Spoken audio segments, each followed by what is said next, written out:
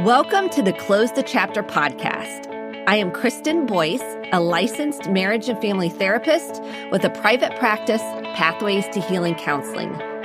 Through conversations, education, strategies, and shared stories, we will be closing the chapter on all the thoughts, feelings, people, and circumstances that don't serve you anymore and open the door to possibilities and the real you. You won't want to miss an episode, so be sure to subscribe. Welcome to this week's Close the Chapter podcast. It's hard to believe we are entering a new year, 2023. How has it been for you? I'm curious.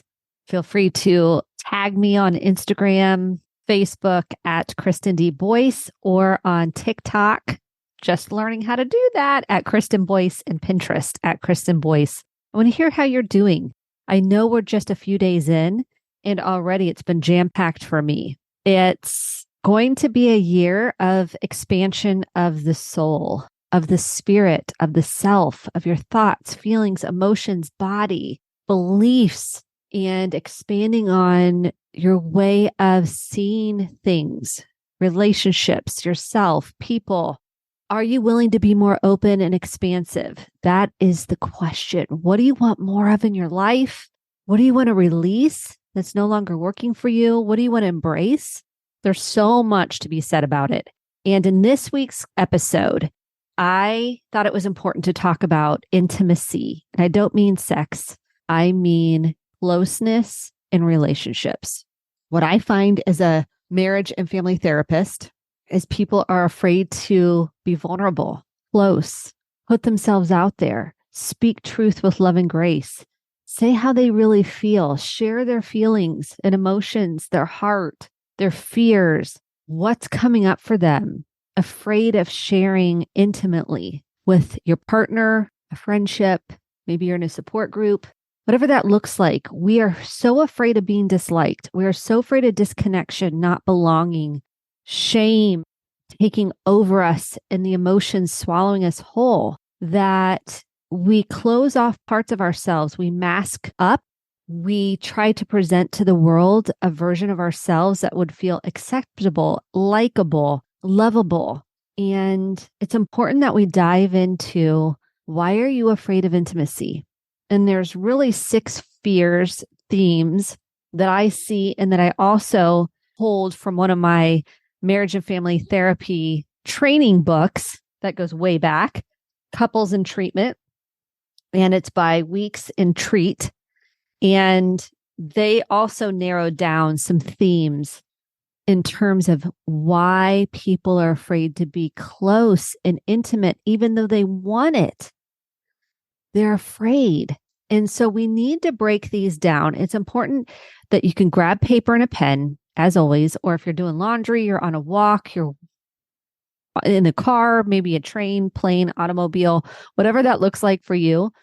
You can always come back and listen to this episode if you'd like. It's really one of the most important pieces of this podcast is integration, exploration, curiosity, and reflection. Looking at some of these topics and themes, seeing if these played out in your family system, and then they've impacted you and you've carried it forward into your relationships, into how you feel about yourself. And so when the pen and paper, you can take notes, you can access some self-reflection on what spoke to you, maybe what triggered you, what activated you. So let's get started. Let's start with number 1. These are in no particular order. And I'm going to pull from the research here that also backs up my experience over working with couples over 20 years and individuals in therapy and in my own life. So I will try to integrate personal examples and share some of my life, just so it makes it more practical and relatable. Okay, so number 1, fear of dependency. This is found in partners who believe it is absolutely essential to be emotionally self-sufficient, insulated, and independent. In extreme cases, the partner exhibits counterdependency or the need to constantly remain aloof from the other, as if to say, They should not need that at all. They shouldn't need the other person. They shouldn't need in any form or fashion anything from the other person, but finds the partner a financial or social inconvenience. This pattern can be found in marriages, which Sager and Hunter in 1979 have called parallel. These couples do not rely on each other to fulfill their emotional needs, which I do agree with. We are responsible to fill our own emotional needs and be emotionally available to our partner. What does that look like? That looks like connecting to my own emotions and then holding an open space for me to hear, see, and understand what you might be feeling as well and offer empathy. This type of marriage is characterized by emotional distance with each leading separate lives. The fear of dependency often stems from early parental influence. Parents usually, it depends on the primary caregiver. Back in the day, they would really say the parent, the father figure, really was kind of the caretaker historically in the home, meaning bringing in the money. And they share their importance of being able to stand alone in the world without having to rely on anyone. They have to be the provider, the protector. During childhood, children who grow up to fear dependence are pushed to be on their own with little, if any, guidance or support from the parent. Was this you? Were you told you had to do it by yourself? Were you told just deal with it? I am not going to take care of you. You're on your own. And I know in some cases, the parent literally wasn't there and they were on their own. And that is such deep loneliness, abandonment, sadness. And so you learn I've got to do it on my own. I can't depend on anybody. When these children do need help, they are told they are weak and that they should be able to do it alone. You should be able to take care of yourself, they're told. You should be able to handle this, which is not true. We are not, as children, meant to handle adult situations. We are developmentally, our brains do not have the capacity to handle adult situations. And it breaks my heart when this has gotten passed down, or maybe there's been a loss of another parent and the other parent can't handle life. And the child ends up carrying the pain body, ends up carrying the pain that the parent didn't deal with. So if there was a loss of some sort and the parent didn't deal with the loss, guess who inhabits that loss? Parents lost. They take that on. They feel responsible and they don't get to have their own process of that loss.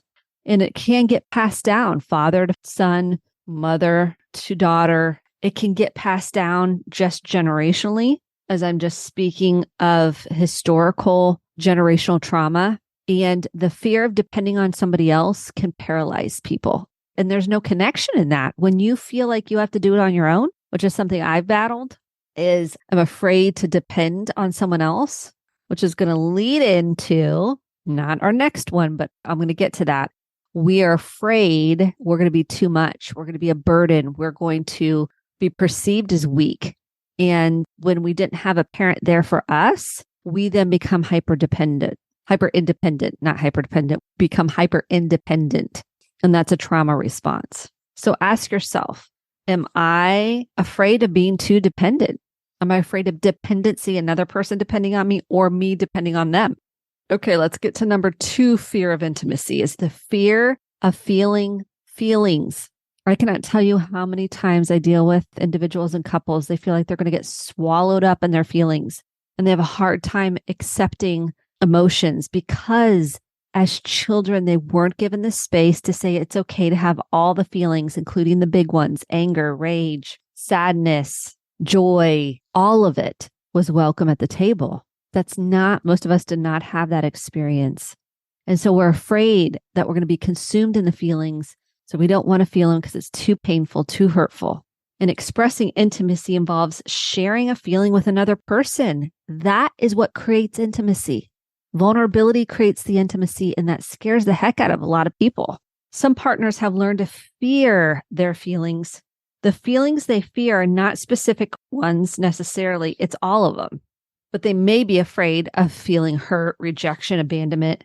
But in general, they fear all the feelings. It is true this general fear might be related to fear of specific feelings originally, Unfortunately, the specific fear has generalized to include expressing any feeling, especially in a romantic partnership. We get afraid to express a feeling because the person isn't going to like us, love us.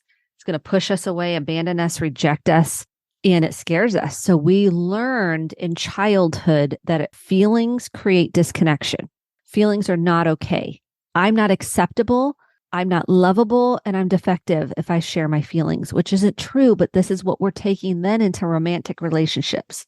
Partners, let's break some of these down that might be more helpful in case you're dealing with a partner, maybe with some more traumatic. And I look at some of these things that are outlined in this book as trauma responses from childhood. Partners who have obsessive compulsive personality structure use their defenses to avoid feelings. And indeed, these individuals seem devoid of feeling if you're looking at it on the surface, okay? They hide behind rationality, intellectualization, and a rigid sense of what they believe to be right. Virginia Satir, who was really a pioneer in the marriage and family therapy world, said this in 1967, referred to these types of partners as computers because of their mechanical, non-feeling approach to others.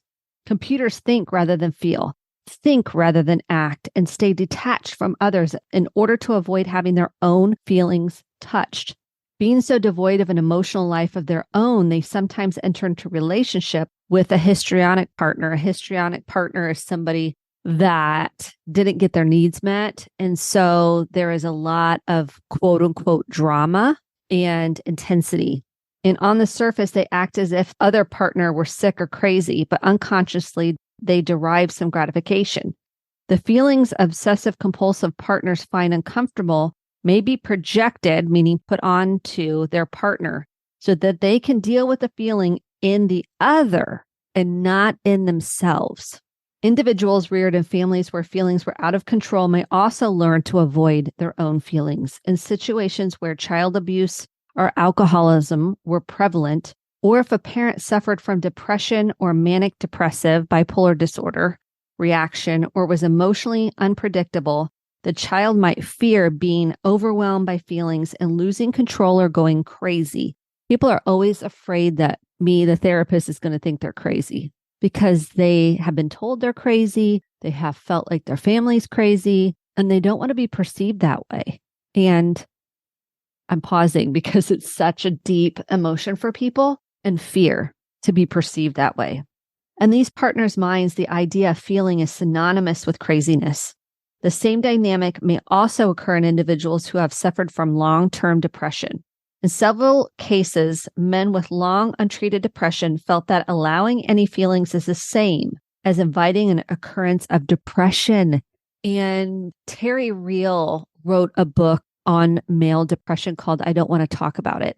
I highly recommend that to any men that are struggling with depression because it's an older book and it gives language and starts a conversation that it's okay for you to feel. And a final pattern of fear occurs in those individuals who were emotionally discounted or told how to feel by their parents. Being emotionally discounted means the parent would ignore, criticize, or punish the child for having feelings. Because emotional discounting is a verbal process and less severe than other types of abuse, so-called, this is what they say, it's so-called less severe, which it's not. Emotional abuse registers the same on a PET scan as physical or sexual abuse. I just want you to know the truth of this. It's often overlooked, though. People just have a hard time calling it abuse when they're emotionally abused. Repeated emotional discounting can have several long-term effects. Adults we have treated believe their partners will discount them should they attempt to express a feeling. They learn to ignore, minimize, and rationalize their feelings. The pattern is further complicated because these clients do not share their feelings with the therapist, giving the impression that everything is satisfactory.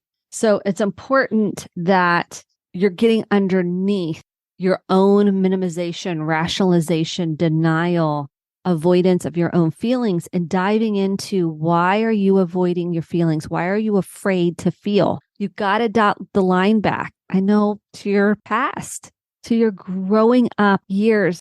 It's not to blame our parents, but we have to have some insight. Otherwise, you're going to repeat the patterns unconsciously in your romantic relationship and with your children. This is a plea to look within so you can heal and learn the truth that intimacy has to be built through vulnerability and expression of emotions in a healthy way. Okay, let's look at number 3. And this dives into maybe you have a fear of anger. So let's unpack that some more. And again, kind of looking at, is this one of your fears of intimacy is anger? The fear of anger may manifest in 2 ways. First, partners may fear the anger they have towards others. They may fear that getting too close to another person may elicit or release this hostility, aggression, and anger or rage. Individuals with this fear keep their distance from others. They realize anger is inevitable in a close relationship. So they rationalize that the only way to avoid it is not to have close relationships. Several types of familial environments may create this type of fear in an individual. In one type of family, the child may be parentified, and there's a whole slew of episodes, but there is an episode on parentification. Parentified children are asked to assume responsibility far beyond their capacity. It is not their responsibility to take care of their parents. They must act like pseudo-adults, often cast in the role of taking care of a parent. The loss of a child's sense of security, the excessive demands, and the pent-up feeling of anger that is not allowed to be expressed builds up over time. Many partners who are parentified carry deeply buried resentment and the anger that is displaced onto their current partner. That's why it's so important to explore if you are a parentified child, because anger goes along with it because it wasn't meant for you to be your parent's parent. And it's okay for you to feel angry about that. It's okay for you to feel grief. And it's important that you acknowledge it and allow it some space to be tended to, dealt with, processed, and nurtured. Another family situation that generates fear of anger is one in which anger pervaded the system. The child or spouse abuse may have taken place. The child witnesses how anger got out of control and how members of the family got hurt. In an effort to never repeat this pattern, the adult partner tries to suppress anger. The partner believes anger can only have destructive consequences as a result of the model set by the parents. The opposite type of family environment can have the same effect. In these families, the parents are reported to have never been angry or in conflict. And this really messes people up. They think they're bad if they feel anger. I wouldn't say messes people up, but it really impacts them negatively in a way that they really struggle with feeling like they're going to blow up at any point in rage and anger. The parents implicitly transmit the message that anger is bad, unacceptable, destructive. In many of these families, children are told directly it is not nice to be angry or that something is wrong with them if they feel anger. In other cases, partners simply may not have the skills to deal with anger. As a result, angry feelings never get resolved and build up over a period of time. The feelings may escalate to the point of violence, scaring themselves and their partner so much they vow never to be angry again. Of course, this effort is doomed to fail, but the fear still remains. The major manifestation of this fear is that being the recipient of angry feelings. These individuals are very fearful that their partners will become angry with them. They will go to great lengths to placate the partner in order to avoid anger. I've talked about placation. That is also an episode on the Close the Chapter podcast, so you can go back and listen to placation in marriage and how it harbors and leads to resentment. Placation leads to resentment in romantic relationships every single time. They will go to great lengths to placate their partner, which we talked about that. And just as this other case we talked about, where the persons fear their own anger, these individuals may have reared in families where anger was expressed too much or too little. Most commonly, they were reared in families where the anger was explosively and unpredictably expressed. Children of alcoholics come to realize that the alcoholic's anger is unpredictable, unwarranted, and intended as destructive. These children then live in a state of constant fear, waiting for something bad to happen to them or to another family member.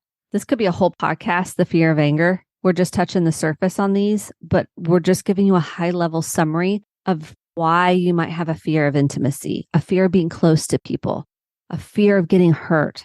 So let's jump into number 4, the fear of losing control or being controlled. This one I hear a lot with sexual abuse or very invasive parenting, controlling parenting. They may have been in a cult-like religious system So there's many different forms of feeling controlled. This fear has two levels of meaning. On the surface, it refers to the feeling that getting too intimate will result in a loss of control in one's life. This partner believes the other person will begin to take over and run his or her or their life. Essentially, it is a regressive feeling of being a child again with another partner assuming the parental role. This becomes very much parent-child dynamic. This feeling parallels what happens in the person's family of origin. The parents were over-controlling, did not promote competency and maturity, and may have actually set the child up to fail by pushing them into tasks beyond his or her capabilities and then withholding guidance and support. And at a deeper level, losing control means feeling engulfed by the partner. Engulfment refers to losing oneself in a relationship. The person's sense of self-identity gets lost. These individuals are poorly differentiated. That's another term we're throwing out here. That's another podcast. I've done so many podcasts on these topics. Differentiation is when you're allowed to separate and individuate from your parents. You're allowed to have your own thoughts, feelings, and opinions. And that starts in adolescence. And if it's not tolerated, then you're not allowed to continue on the developmental continuum to have your own sense of identity. You're not having to split off from your authentic self. You're an integrated whole self.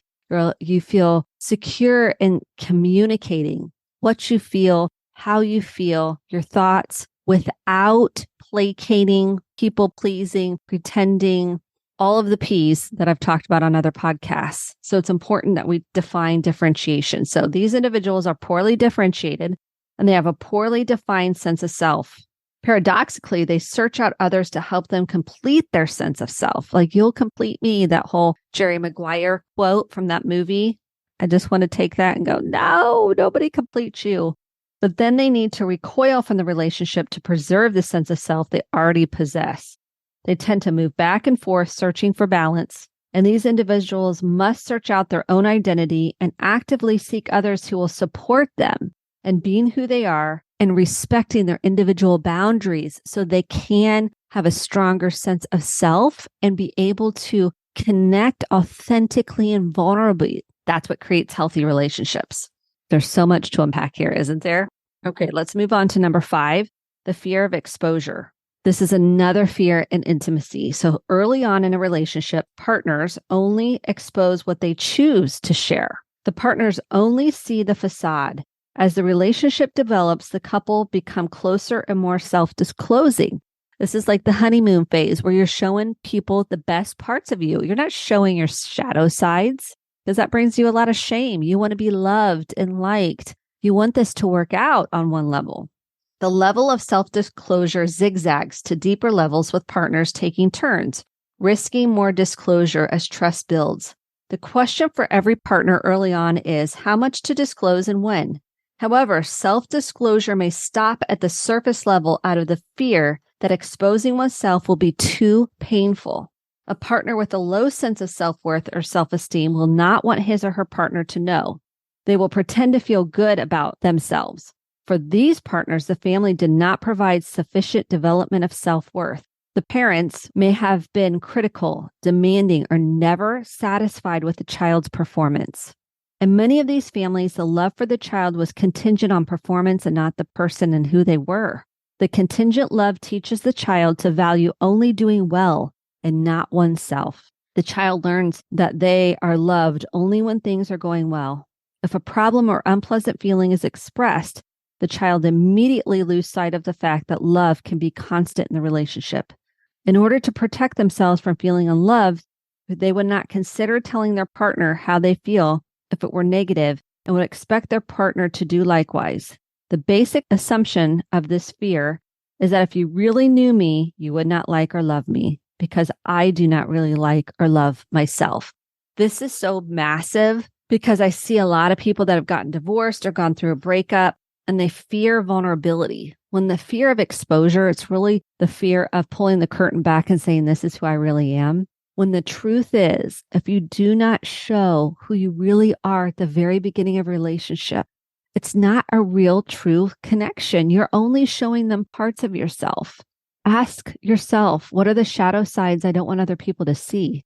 Ask the person you're in a relationship, what are your shadow sides that you want to hide? We all have them. What if we just put them all on the table at the very beginning? Wouldn't that be so amazing? That's what me and my husband did. We literally dated for 2 months. He said, I think I love you. And I said, let's go to premarital counseling. He was like, what? And he did. You know why? Because he was willing to see if this is a go. And we put it all, we can't put everything, but we put all of it on the table. Our childhood patterns, our shadow sides, my fears, my unhealthy patterns, his healthy patterns, his fears, and they still play out today, but we got some foundational pieces in place. And I still have trouble letting my shadow sides be seen because I feel unworthy. I feel unlovable and that I should have it all together. So it's something I constantly have to manage and nurture and talk to that younger part that wants to hide. And I feel like I need to be the strong one when in actuality, we all need to let in another soul when we're hurting, when we feel alone, when we feel lost. That's hard for me because of learning that vulnerability was used as a weapon against me. It really was used as manipulation. If I was vulnerable, then it was used against me later on. And so I learned to kind of shut that off. And over the last 30 years of my life, I've worked on opening, expanding, sharing. Even recently, I had a grief burst because I lost my mom in October. And I'm used to doing it on my own over time, especially when I'm in massive grief. Like I'll cry by myself. I won't let anyone see that. Although I've gotten better about that over the years. But this was a pretty big shame spiral, grief burst. And I decided to phone a friend. I said, I cannot do this in isolation. It was a risk. It felt really risky. It felt very vulnerable. And this is what I teach clients. And this is what I've done throughout my life. But this felt more heightened at this juncture. And so that was a level of fear of intimacy, fear of I'm setting myself up for major judgment, which my mom, God bless her, really struggled with criticism and judgment because she didn't feel good about herself. And that's what I'm afraid of, criticism and judgment and not being liked and the perception of what people think of me. And that prevents me from being vulnerable when I'm in my inner child, when I'm in pain, when I'm in my shame spiral. And the only way through is to bring it to the light. The only way to have more intimacy is through transparency. That's it. The way to have health in all of your relationships is transparency, truth with love and grace, to be seen and let those shadow sides, which are really our inner child parts that didn't get healed, bring them to the light. I had this shame spiral and I said, I feel like a part of me is broken open. And I'm in the middle of the sea and I'm on the life. I'm like doing my treading water. I couldn't think of the word. And I'm treading water out there and I'm exhausted and I'm trying to get my center back, but it's not there. And I'm just struggling. And it's okay to say that out loud. We think we have to have it this all together, or we don't want to look weak or like a young child or whatever. And it just felt freeing to say it out loud because it's okay. It's part of grief.